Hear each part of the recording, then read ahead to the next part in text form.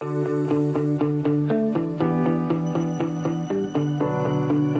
friend, so I am recording this on the second week of December.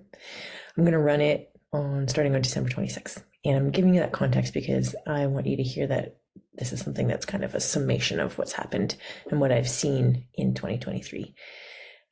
So earlier this year, I really launched my coaching. I'd been doing coaching before, but this year I was like 100% into it. And it has been extraordinarily illuminating, super empowering. I've loved every single second that I've spent with my students. And the one thing that really came up this year repeatedly is a conversation that I've had with just about all of them.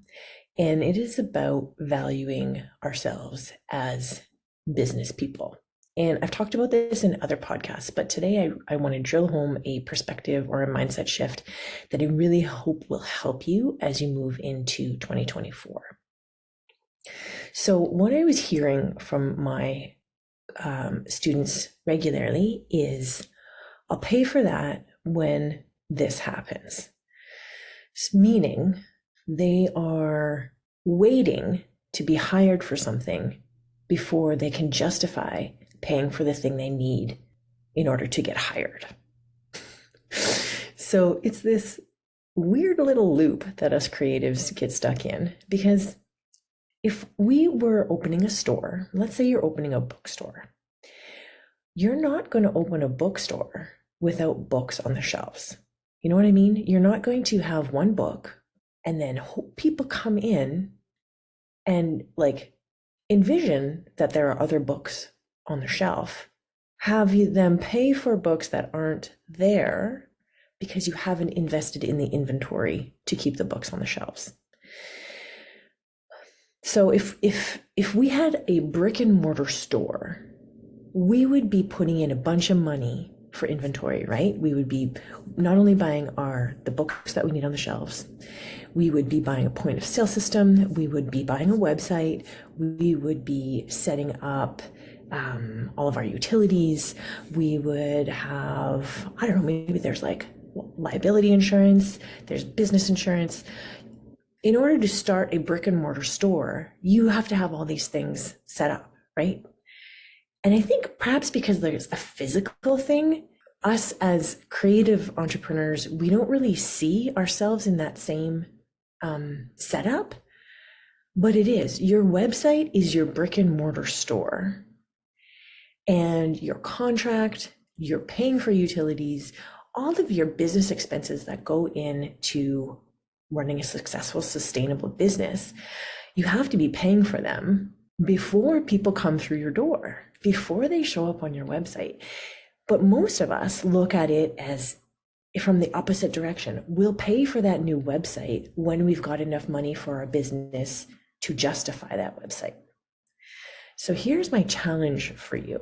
I want you to look at 2024 as the year that you're going to be proactive. You're going to invest in your business ahead of what you need. So rather than piecemealing a crappy website together from a free template, I want you to actually spend $500, $1,000 on a beautiful template that you can grow into. You might not see the value in valuing yourself at this point in your business. Whatever point in your business where you need to grow, you have to believe that you are worth that first before you can expect people to pay you for that. So what do I mean by this? So, well, I don't have the money. Okay. How many creatives actually get a small business loan? Very few, because we have this mindset that we have to be being paid. We have to be validated, externally validated from other people before we actually invest in the thing. Whereas if you actually invested in marketing and branding skills, invested in a designer, invested in a coach that's going to actually coach you through starting a business or building a business or growing into the next phase of your business, you need to invest in these things in order to have a return on your investment. So many of my students this year, I have learned, are not making that initial investment. Myself, my first 7 years of business, I messed around trying to save a penny here and there. I spent so much time trying to DIY my business, just trying to save a couple $100.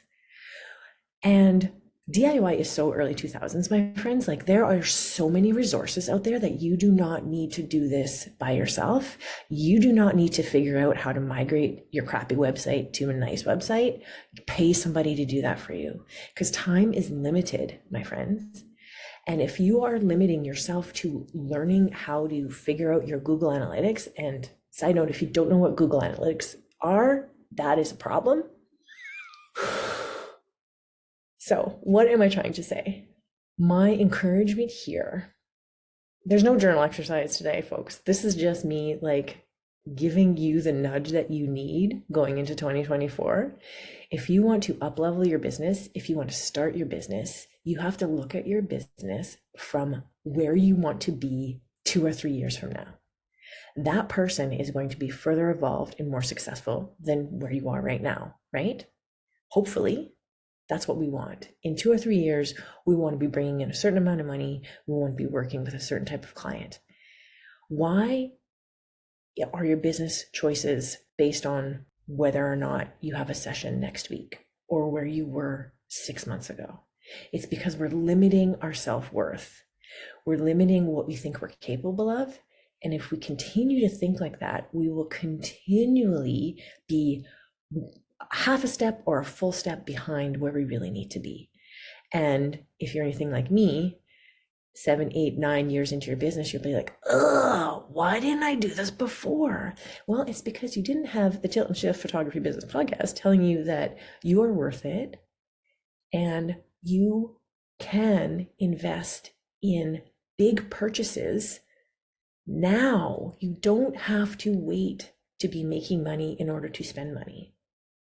That is probably blowing your mind right now, but you do not have to wait to be making money to spend money. Again, the store analogy, if you were opening up a flower shop, you would have to invest thousands of dollars in the flowers to be in the store in order for people to come in, right?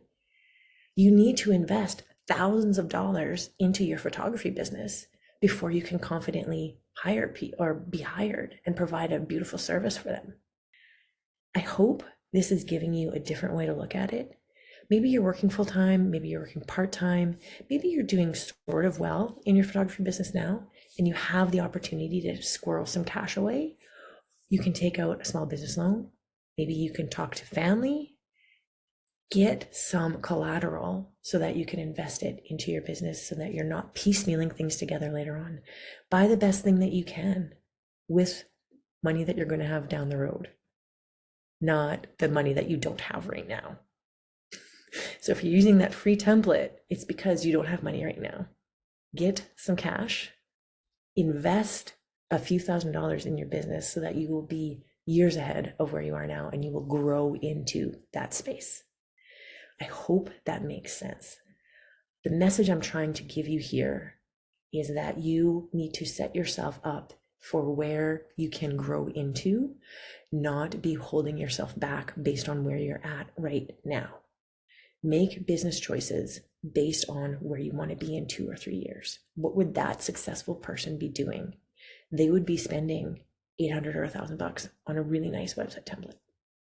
And I know that probably sounds scary if you don't have that right now, but that's where going into your savings, borrowing some money from somewhere, you invest in that, and then you will have a place, you will have branding, you will have the ability to market, you will have the time to put in to your art and into your business without trying to piecemeal things together and do it on your own. All right.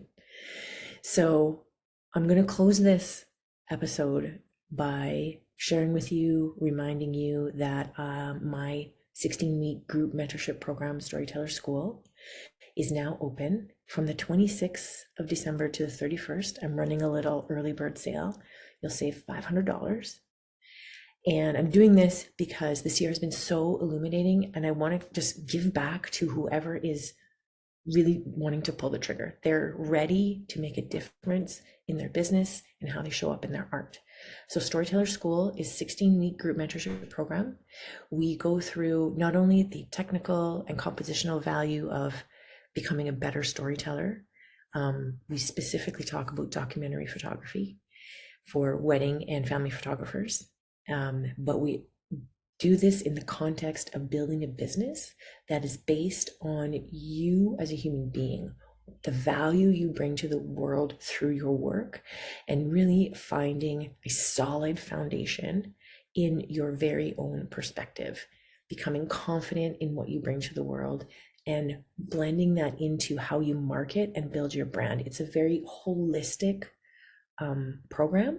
I'm only taking 6 people because we do a lot of really deep mindset shifting. And I really want to be hands-on with how you learn and how you show up in your business. You'd walk away with a revised website, you walk away with improved selling skills, and most of all, you walk away with a really cohesive, marketable brand that you deeply align with, that draws in clients who are also aligned with you. So if that is interesting to you, you can click the link in the show notes. You can hop on a free portfolio review call with me. We'll go through where your portfolio is at, and then we'll talk about whether or not Storyteller School is right for you.